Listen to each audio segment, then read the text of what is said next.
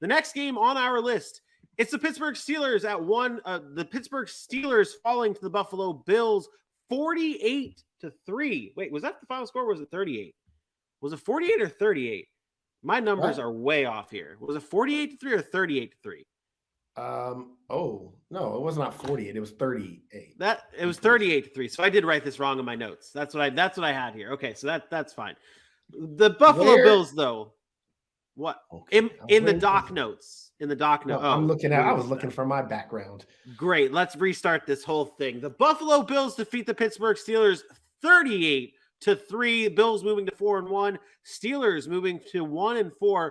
Fourth time since 1990, the Steelers are 1-4, and this is the fourth straight season the Bills go to 4-1. This game was a game that we talked about before, where there was a huge spread. There was a huge point differential for the Bills. It was, I believe, I don't remember what the exact spread was, but 14, people were saying the Buffalo Bills basically were going to come in and destroy the Steelers at home.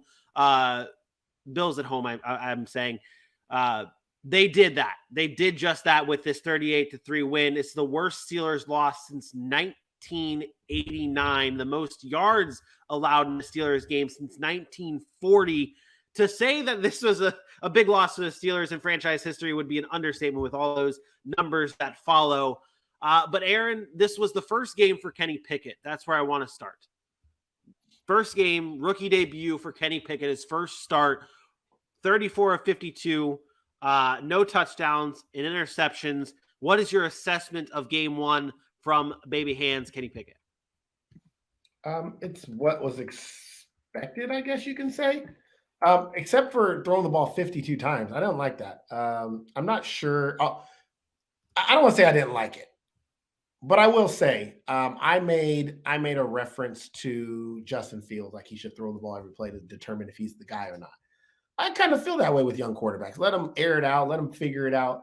I don't know if I felt that way with Kenny Pickett in this particular game, just because it was such a tough team. And I get it. They got behind. They had to come back. But this game didn't tell me anything about what Kenny Pickett's going to be. The fact of the matter is it was a tough team and he has really no help.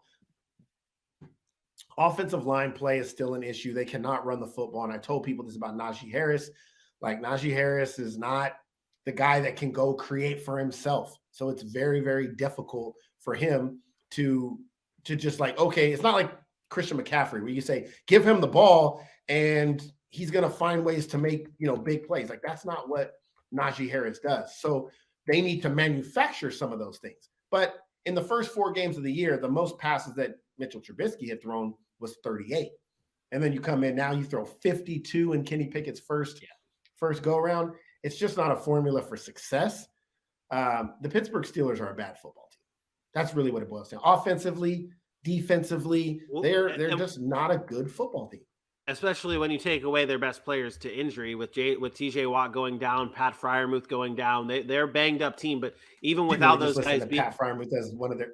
Did you list him as their best player? Come on, man. Come on. Well, he's one of their better players. He's one of their better players. Come on. But either way, they're still missing some key guys. But like you said, they're not that talented of a football team when you look at it on paper. The big thing with them, though, is the Mike Tomlin difference. And that's what we thought we would see in this game.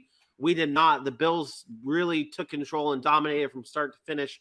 Josh Allen alone in the first half had 348 passing yards just in the first half alone.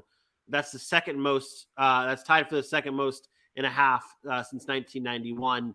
So shocker here. The person who has the most passing yards in a first half is Patrick Mahomes since 1991. But this was a huge game for the Bills. Gabe Davis, 3 receptions, 171 yards, 2 touchdowns. Any takeaways from the Bills before we move on? They're good. They're top 2 team in the NFL. They did exactly what I expected. Josh Allen is amazing. He's right there with Patrick Mahomes, just a little bit underneath him. He'll win his Super Bowl eventually. I have no doubt. He's really good. They're a good football team. There's nothing else to say about the Bills. They're going to continue to roll. Don't look at the loss to Miami as anything other than a division loss and a tough place to play. So Bills are good. Last question here, given it from Joey B. The 500 streak is definitely in jeopardy this season in Seal Town. Are you under that impression? Are you? There's no way that the Pittsburgh Steelers are going 500 or better. They can't go 500. They're definitely not getting to 9 wins. The only thing I want to make sure I make very, very clear: if anybody at any point in time this year questions Mike Tomlin or says that they need to move on from Mike Tomlin, like I saw on TikTok, it's going to happen. If I hear that, I'm going to lose my absolute mind. You're an idiot. You're an absolute idiot if you think that they should move on from Mike Tomlin. Agreed. That's all. Agreed. That's just asinine. That's absurd.